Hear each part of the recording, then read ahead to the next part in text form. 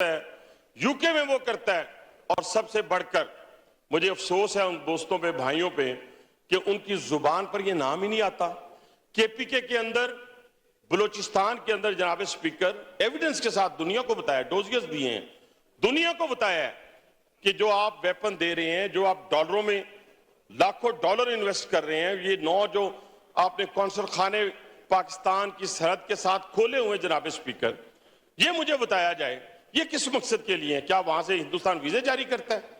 वहां से सारे के सारे जाफर एक्सप्रेस वाला वाकया जो है आपको मालूम होगा। हमने तो अपने शोहदा की डेड बॉडीज भी दिखाई, हमने उन 36 लोगों को भी मारा, जगह पे मारा। और मैंने कहा था पहले दिन का, और आज फिर मैं कह रहा हूं, अगर कोई भी है ना जो उसका फैसिलिटेटर है, जो प्रॉक्सी वार का हिस्सा बने हुए हैं, आपने हमारे 7 फौजी उस दिन शहीद किए बलूचिस्तान के अंदर। और मैंने इस हमले के बाद और हिंदुस्तान को नाको चने चबवाने के बाद ये स्टेटमेंट दी थी कि मैंने कहा था कि अब जो भी प्रॉक्सी वार का हिस्सा बनेगा, हम एक फौजी के मुकाबले में 100 मारेंगे, 100 दहशतगर्द। ये मैं आपको बताना चाहता हूं जनाब स्पीकर, पूरी दुनिया को भी मैसेज देना चाहता हूं जो उसके पीछे खड़े हैं, जो प्रॉक्सी वार का हिस्सा हैं, कि जो हमारे एक फौजी को शहीद करेगा हम 100 मारेंगे। और दूसरी बात, दुश्मन को यह भी बताना चाहता हूं, हम पिछले 30 साल से जंग लड़ रहे हैं और आपके फौजियों की हमने मुकाबले में आपने हमारे मासूम शहरियों की जानें ली। हमने क्या किया जनाब स्पीकर? हमने आप पर वहां पे हमला किया। आज आपके फौजी बिलबिला रहे हैं, आज बिलबिला रहे हैं, एक दूसरे की डेड बॉडीज को उठा रहे हैं, सफेद झंडे लहरा रहे हैं उस। और आपके फौजियों की हमने मुकाबले में आपने हमारे मासूम शहरियों की जानें ली। हमने क्या किया जनाब स्पीकर? हमने आप पर वहां पे हमला किया। आज आपके फौजी बिलबिला रहे हैं, आज बिलबिला रहे हैं, एक दूसरे की डेड बॉडीज को उठा रहे हैं, सफेद झंडे लहरा रहे हैं। उसके बावजूद आप दुनिया को यह बता रहे हैं कि F-16, वो F-16 के पास में से भी आप नहीं गुजर सकते। जिस दिन F-16 वाले उड़े, साइंस, बिजनेस और दुनिया भर में क्या चल रहा है ये जानना अच्छा है, पर इसकी कोई फिक्र ही नहीं कि में रह कर किया। इतनी कैलकुलेटेड मूव कि हमने एक सिविलियन को नहीं मारा। हमने आपका ब्रिगेड हेडक्वार्टर उड़ाया, हमने आपका एयर बेस उड़ाया, हमने आपकी चौकियों को उड़ाया, हमने आपके फौजियों को मारा। और इंशाअल्लाह ताला अब जब ये फैसला होने जा रहा है और होगा, अभी तो हमने किया ही कुछ नहीं, हमारी तो अभी बारी है। और जब बारी आएगी और फिर दुनिया के सामने जब हम आपको लेके जाएंगे तो फिर दुनिया कहेगी हाँ जी ये दहशतगर्द है, दुनिया के अंदर सबसे बड़ा। हम तो मजलूम हैं जनाब स्पीकर, हम तो मजलूम हैं। और हमने तो किसी जगह के ऊपर किसी दहशतगर्दी में अपना हिस्सा आज तक नहीं डाला।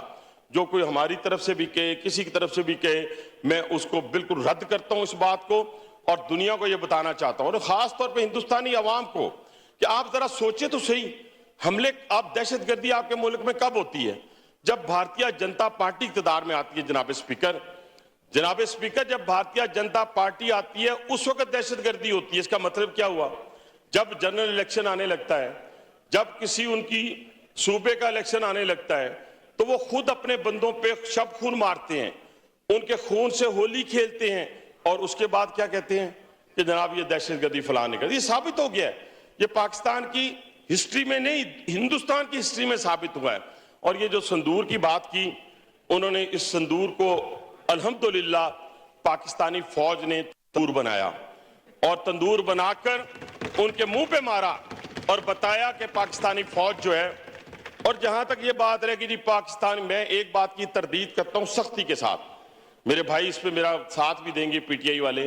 ये जो हिंदुस्तान के मीडिया ने कहा कि बानी पीटीआई के साथ जेल में ज्यादती हुई है, मैं इसकी बिल्कुल तरदीद करता हूं, और किसी की जुर्रत नहीं है कि ऐसी हरकत कर सकें।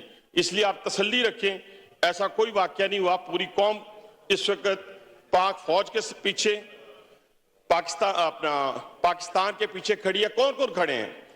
बलोच खड़े हैं, पख्तून खड़े हैं, पंजाबी खड़े हैं, बलोच खड़े हैं, जीबी वाले खड़े हैं, सिंध वाले खड़े हैं, सराइकी खड़े हैं,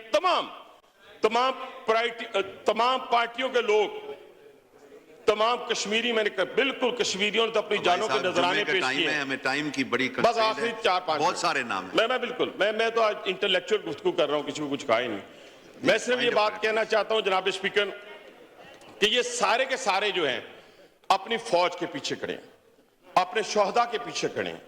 हम 28 मई करने वाले हैं। 28 मई जब हिंदुस्तान ने 5 धमाके किए थे ना, 5 धमाके, तो 6 धमाके हमारे लीडर मियां नवाज शरीफ ने हिंदुस्तान को किए थे खिलाफ और उनके मुंह पे मारा था, उनके मुंह पे मारा था। मैं फिर कहता हूं थोड़ी सी बात करते हुए, 9 मई वाले नहीं है।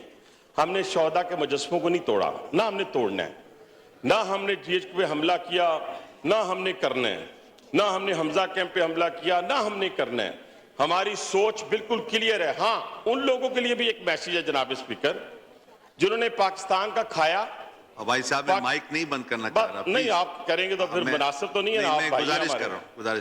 चलिए मैं कर लेता हूं, बड़े बहुत सारे नाम हैं, मैं कर लेता हूं।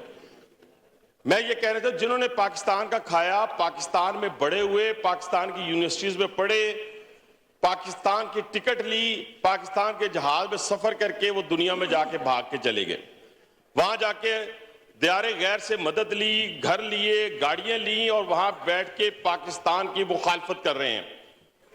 ऐसे लोगों को, और जो इस वक्त इस पाकिस्तान में बैठकर फौज पे तनकीद करेगा, मुखालफत करेगा, वो गद्दारे वतन कहलाएगा। फतवा दे रहा हूं जनाब स्पीकर, गद्दारे वतन कहलाएगा। और गद्दारे वतन की पाकिस्तान में कोई जगह नहीं होगी। वो अपने लिए ढूंढ ले जिस जगह भी उसने जाना है। और जो बाहर बैठे हुए हैं उनके लिए भी ये पैगाम है, आप अगर ये हरकत और सकनात छोड़ें या ना छोड़ें, अब आपके मनसर है। इंशाअल्लाह ताला हम इस जंग से फारिग होंगे, आपको उसी तरह घसीट के लाएंगे जैसे हमने पाकिस्तान के दुश्मनों को पहले घसीटा है। और ये आपको इंशाअल्लाह किसी किस्म की गलतफहमी ना रहे। पाकिस्तान में हर चीज पे कंप्रोमाइज किया जा सकता है जनाब स्पीकर, लेकिन पाकिस्तान की किसी तौर के ऊपर, सरहदों के ऊपर, नजरियात के ऊपर कंप्रोमाइज नहीं किया जा सकता। मैं अपनी फौज को, अपने शहीनों को, अपने नेवी के जवानों को, सबको खराज तहसीन पेश करता हूं और अपनी फौज को कहता हूं कि इंशाअल्लाह पाकिस्तान की 24 करोड़ अवाम आपके पीछे है। इंशाअल्लाह वो वक्त दूर नहीं कि जब हम हिंदुस्तान को दंदान शिकन इंशाअल्लाह ताला जवाब देंगे। बहुत शुक्रिया। पाकिस्तान जिंदाबाद, पाक फौज जिंदाबाद।